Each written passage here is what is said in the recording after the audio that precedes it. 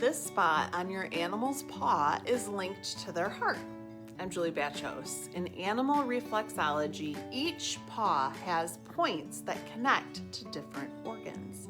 For heart health and emotional balance, gently massage the pad directly below the largest toe for 30 to 60 seconds. Always be gentle, watch their cues, and stop if they pull away. Drop a photo of your animal below and I'll send you the link to my free Animal Chakra Holistic Healing Guide. Like and follow for more holistic healing tips for your animals and yourself.